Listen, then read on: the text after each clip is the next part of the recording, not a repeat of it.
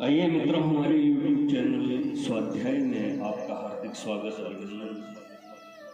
आज हम आपके लिए लेकर आए हैं भक्त और अभक्त के लक्षण।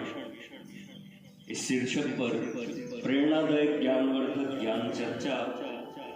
अगर आपने हमारे चैनल वीडियो को लाइक और सब्सक्राइब नहीं किया है तो आपसे निवेदन है, कृपया चैनल को सब्सक्राइब और वीडियो को लाइक जरूर करें।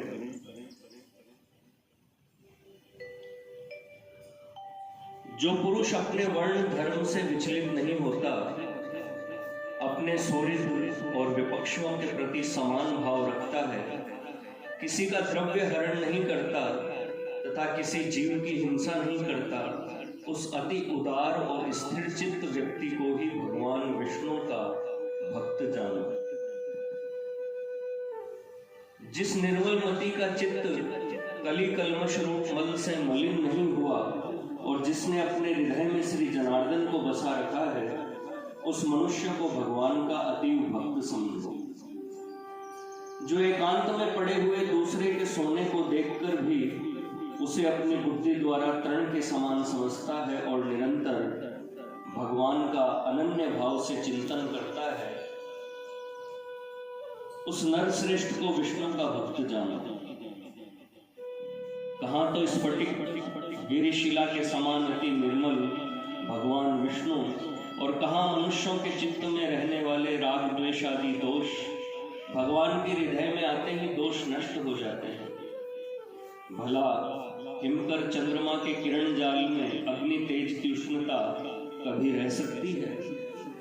जो व्यक्ति निर्मल चित्त, मात्सर्य रहित, प्रशांत, शुद्ध चरित्र, समस्त जीवों का सुहृद, प्रिय और हितवादी तथा अभिमान एवं माया से रहित होता है, उसके हृदय में भगवान वासुदेव सर्वदा विराजमान रहते हैं। उन सनातन भगवान के हृदय में विराजमान होने पर पुरुष सौम्य मूर्ति हो जाता है। जिस प्रकार नवीन शाल वृक्ष अपने सौंदर्य से भीतर भरे हुए अति सुंदर पार्थिव रस को बतला देता है। हे दूत, यम और नियम के द्वारा जिनकी पाप राशि धुल गई है, जिनका हृदय निरंतर श्री अच्युत में ही आसक्त रहता है तथा जिनमें अभिमान, अहंकार और मात्सर्य का लेश भी नहीं रहा है, उन मनुष्यों को तुम दूर ही से त्याग देना। यदि खड्ग, शंख और गदाधारी अव्यात्मा भगवान हरि हृदय में विराजमान है, तो उन पापनाशक भगवान के द्वारा उसके सभी पाप नष्ट हो जाते हैं। सूर्य के रहते हुए भला अंधकार कैसे टह सकता है? जो पुरुष दूसरों का धन हरण करता है, जीवों की हिंसा करता है तथा मिथ्या और कटु भाषण करता है, उस अशुभ कर्मोन्मत्त दुष्ट बुद्धि के हृदय में भगवान अनंत नहीं टिक सकते। जो कुमति दूसरों के वैभव को नहीं देख सकता, जो दूसरों की निंदा करता है, साधु जनों का अपकार करता है तथा न तो श्री विष्णु भगवान की पूजा ही करता है और न संपन्न होकर भी तीनों की और न दान ही देता है, उस अधम के हृदय में श्री जनार्दन का निवास कभी नहीं हो सकता। जो दुष्ट बुद्धि अपने परम सुहृद, बंधु बांधव, स्त्री, पुत्र, कन्या, माता, पिता तथा भृत्य वर्ग के प्रति अर्थ तृष्णा प्रकट करता है, उस पापाचारी को भगवान का भक्त न समझो। जो दुर्बुद्धि पुरुष असत कर्मों में लगा रहता है, नीच पुरुषों के आचार और उन्हीं के संग में उन्मत्त रहता है तथा नित्य प्रति पापमय कर्म बंधन से ही बंधता जाता है, वह पशु ही है, वह भगवान वासुदेव का भक्त नहीं हो सकता।